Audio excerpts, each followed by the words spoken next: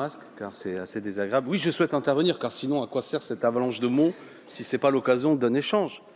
Vous l'aurez compris, nous avions le parti pris de vous présenter un texte dont les collègues les plus juristes ont noté qu'il peut être amélioré. Mais c'était en quelque sorte, et d'abord de manière assumée, une volonté de discuter du principe. De discuter du principe. Parce qu'il y a philosophiquement, j'ai envie de dire, et donc politiquement, dans ce qui a été exprimé, des arguments tout à fait respectables, mais qui, de mon point de vue, méritent réponse, car effectivement, il y a un désaccord, et c'est peut-être ce qui fait la noblesse du débat politique entre nous. Certains collègues ont évoqué qu'en fait, il y avait, dans cette proposition que nous portions, de manière déguisée, l'idée du mandat impératif, et ont répété, ont consacré beaucoup de temps dans leur réponse à une critique du mandat impératif. C'est faux.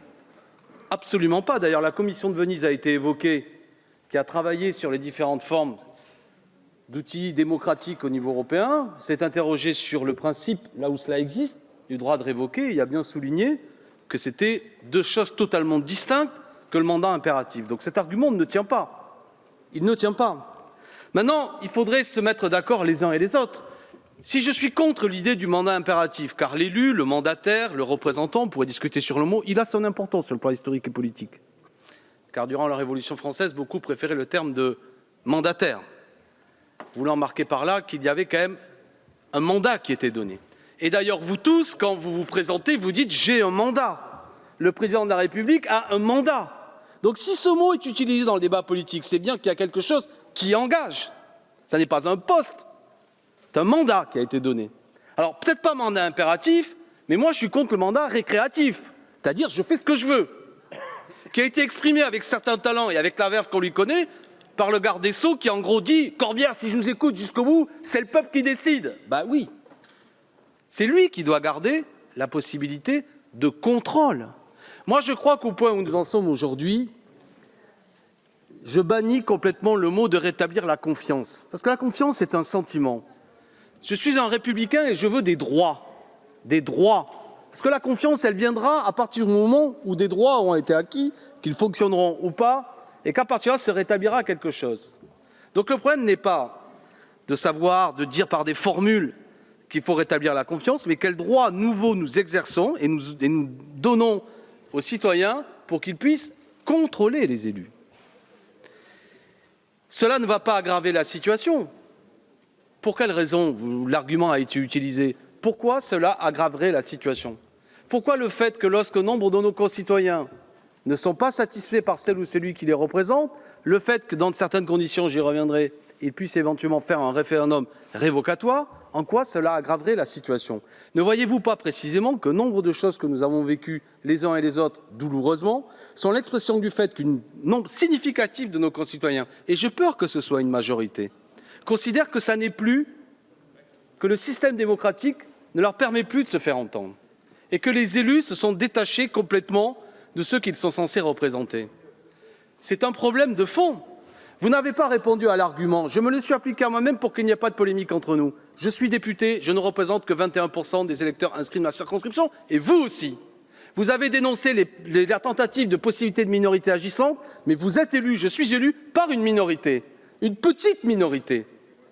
Donc comment nous créons les conditions que le peuple revienne voter? Et non pas que vous vous satisfassiez du fait que, comme cette minorité vous a désigné, restons-en là et surtout ne créons pas les conditions qu'éventuellement ceux qui ne sont pas venus voter se disent que comme les règles démocratiques ont évolué, peut-être qu'il y a une possibilité nouvelle de pouvoir intervenir au cours d'une élection.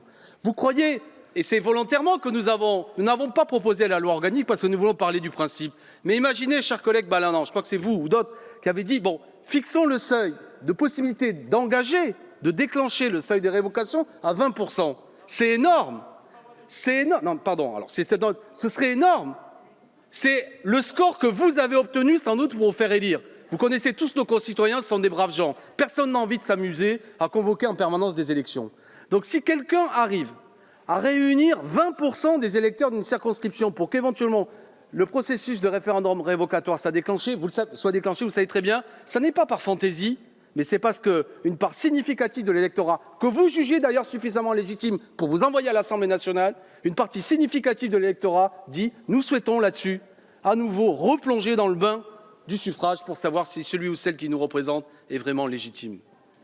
Donc c'est quelque chose de fondamental. En quoi cela aggraverait la situation? Cela ne ferait qu'au contraire l'améliorer, lui redonner un caractère vertueux, créer les conditions que les décisions qui sont prises le sont bel et bien dans l'idée que les décisions que nous prenons le sont au nom du peuple. Moi, je n'aime pas, ça a été dit plusieurs fois, quand je dis je n'aime pas, je m'inquiète que certains d'entre vous viennent ici dire mais il faut que nous puissions prendre des décisions parfois difficiles, courageuses. Tout ce champ sémantique qui vise à dire quoi? Il faut que nous puissions gouverner contre le peuple. Eh bien, je ne suis pas d'accord. Vous nous taxez de démagogie, mais imaginez à quoi nous en sommes arrivés, qu'ici, dans le temple de la République, des députés disent ce qu'il y a de bien dans ces institutions, c'est que nous pouvons agir même si le peuple n'est plus d'accord avec nous. C'est terrifiant d'un point de vue intellectuel. C'est terrifiant. Alors vous me renvoyez, tout à l'heure, ça fleure bon le robespierrisme, dites-vous. La belle affaire. Premièrement, le collègue Larrivé est parti. Je serai donc un marat de carton-pâte et il évoque la mémoire de Lepelletier de Saint-Fargeau. 2 députés assassinés à coups de poignard par des gens qui étaient contre ennemis de la République. Je préfère être du côté de Jean-Paul Marat et de Lepelletier de Saint-Fargeau plutôt que de ceux qui assassinent les députés. Donc c'est un faux débat. C'est un faux débat. Et je suis fier d'être comparé finalement à ceux qui ont cherché à assurer la souveraineté populaire. Cet argument n'a pas de sens. Il y aurait eu des morts pendant la Révolution française? Oui. Il y en a eu pendant tous les siècles de monarchie. Il y en a eu après. Il y a même Adolphe Thiers, dont il y a un tableau dans la salle à côté qui est célébré dans l'hémicycle, qui a massacré plus de 25 000 communards, sans que personne ici ne voit nécessaire d'enlever le tableau qui est à côté. Parlons sérieusement. Oui, l'histoire de France a été tragique. Mais au cœur de la Révolution française, il y a eu un débat qui était passionnant. Comment la souveraineté populaire s'exprime? Comment nous créons les conditions, même si nous sommes favorables à un système représentatif, qu'à tout moment, les décisions qui sont prises ne le sont pas dans une brutalisation par rapport à la volonté populaire, mais dans un lien vivant. Aujourd'hui, nous sommes arrivés à une situation de crise, je le répète, qui est particulièrement inquiétante. Monsieur le ministre est parti, Madame Schiappa, Madame la ministre, vous le représentez, mais tout à l'heure, au moins de grâce, il dit, mais alors avec votre système, au bout de 6 mois, on peut être évoqué. Non, monsieur le ministre, vous auriez dû lire le texte, nous proposons au moins au bout d'un tiers de mandat, c'est 18 mois. Et surtout, monsieur le ministre nous dit, finalement, il y a des élections intermédiaires, et puis c'est l'occasion de vérifier si tout se passe bien. Alors comme monsieur le ministre, garde des Sceaux, est un homme robuste, qui aime bien la polémique, je voudrais dire que quand même, la forme d'arrogance avec laquelle il m'a répondu, lui qui, comme ministre, est allé aux élections régionales, a obtenu seulement 9% de 30% des électeurs, c'est-à-dire 2% des voix, n'en a tiré aucune conclusion et vient ici parader en disant finalement il y a un système, on se présente aux élections. Comment voulez-vous que nos électeurs trouvent sérieux le fait que des ministres ont fait le choix d'aller devant les électeurs, ont ramassé des scores quasi résiduels, aucune conclusion n'en a été tirée, personne n'a été débarqué du gouvernement, ça continue. Collègues, ça ne va pas. Je veux dire, ça fabrique du dégoût, ça fabrique de la colère. Pourquoi tous ces ministres ont jugé bon d'aller se présenter aux élections régionales? Pour un poste? J'espère pas, je vous connais Madame Schiappa, vous êtes une femme désintéressée. Vous y êtes allée sans doute pour vérifier auprès des électeurs si vous aviez un soutien populaire dans votre politique. Et vous, comme d'autres, vous avez ramassé 9% de seulement de 30% des gens mobilisés. Vous n'en avez tiré aucune conclusion. Pas un seul ministre n'a changé, la politique n'a pas changé. Donc on est là face à un problème, à un système de blocage qui ne fait que pourrir la situation. Vous nous avez dit, nous avons mis en place la loi Confiance, le grand débat national après les Gilets jaunes, la Convention citoyenne pour le climat. La Convention citoyenne pour le climat, c'est un exemple intéressant. Vous n'en avez tiré aucune conclusion. Monsieur le Président, très minoritaire, je répète ce qu'a dit Monsieur le Président de la République, hormis une ou deux mesures, je les garderai toutes sans filtre. Eh bien écoutez, il faut croire qu'il a décidé de mettre un sacré filtre, vu qu'hormis quelques mesures, il n'en a tiré aucune conclusion. Mais oui, c'est le sujet. Collègues, allez, soyez modestes. C'est la vérité, ce que je suis en train de dire. C'est la vérité. Chers collègues, allez-y, il monsieur le rapporteur. Il n'est pas exact, collègues, qu'il a été retenu l'ensemble des décisions de la Convention citoyenne sur le climat. Voilà, mais cela, collègues, cela a été utilisé comme un argument à cette tribune il y a quelques minutes pour dire que c'était la preuve que vous avez mis en place ce qu'il fallait pour rétablir la confiance. J'affirme que c'est faux. Alors je balaye quelques arguments. S'il vous plaît, soyez élégants à défaut d'être convaincant. D'accord? Bien, monsieur. Parce que, vous savez, chaque fois que vous prenez la parole, je peux vous en dire autant. Mais précisément, vous voyez, plutôt que d'être insultant, ce qui ne vous honore pas. Essayons de redonner des outils démocratiques pour que la polémique entre nous ne prenne pas ce côté blessant.